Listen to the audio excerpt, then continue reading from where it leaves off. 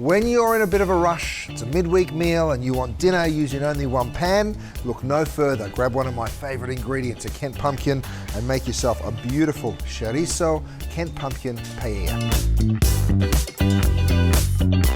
First of all, take some chorizo. Now this has just been sliced, and all you do is throw that into a nice hot pan.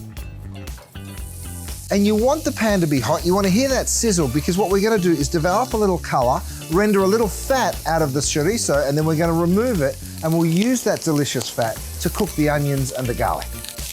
Okay, let's turn our chorizo. So I just shake my pan, give it a little toss.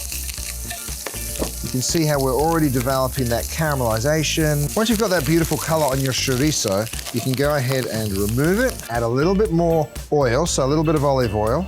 Into that same hot pan, you take your onions, you toss them in, and you saute. Another one of these great one-pan dishes. Everything gets done in that one pan, so the cleanup later on, very, very easy. All right, onions are in, they're starting to soften, so next goes the garlic. That smells so good. All right, time for the spices. I'm gonna add some paprika. I also have some saffron. Now, saffron can be on the pricier side, so if you wanna omit it from the recipe, that's fine as well. But it is traditional and it's really delicious. Drop more oil. Now we can add our capsicum. And while we toast those together, I'm gonna go ahead and cut my pumpkin. Now, the beautiful Kent pumpkin. All I want you to do is remove those seeds and cut it up into little manageable pieces. That's kind of a cool way to do it. You can also use a veggie peeler if you would rather. And then once you've removed that skin, we're just gonna give it a little dice.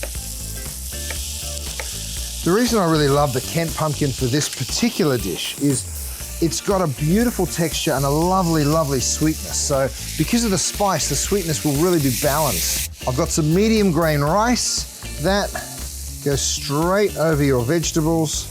What we're doing now is we're keeping the heat up. We're sort of sealing that rice in the pan. So the oil is still in there and we're getting, if you looked really closely, you'd see the rice getting a little translucent. That's an important step. You want to make sure you do that. It's kind of like toasting the rice before we add the liquid. Once that rice has started to turn a little translucent, you're sort of starting to hear it pop a little bit, it's time to add our liquid. I'm going to use some chicken stock. Of course, you could just use water as well.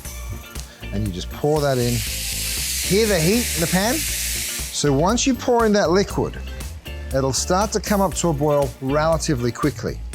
Then you take your chorizo and you start putting it back into the rice. So make sure you push your chorizo all the way down into the rice.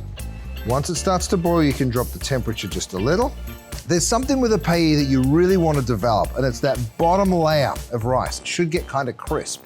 It's called succarat, and it's very, very important to a paella lover. They love that crispy rice on the bottom of the pan. What I want you to do is just have a little taste, and this is going to depend on what kind of stock you use. Have a little taste of that broth.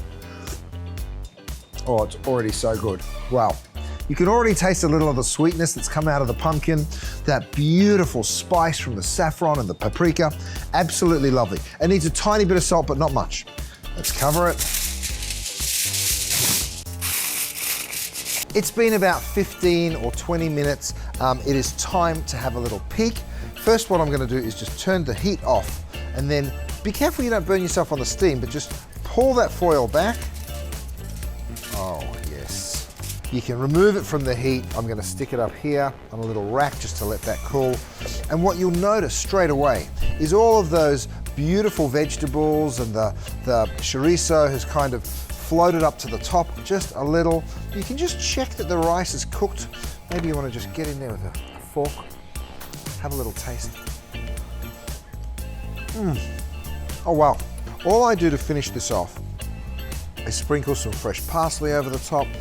You might want to just grab a lemon wedge, because that little bit of acidity is actually really quite nice.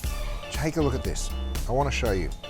See that little crunchy layer that you get on the bottom? It almost looks like it's burnt, but it's not.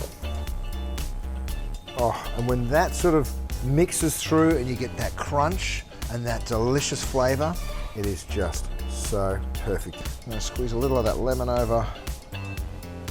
So if you're gonna eat this as a leftover the next day, I would just toss it into a pan, get the pan really hot and just toss it together.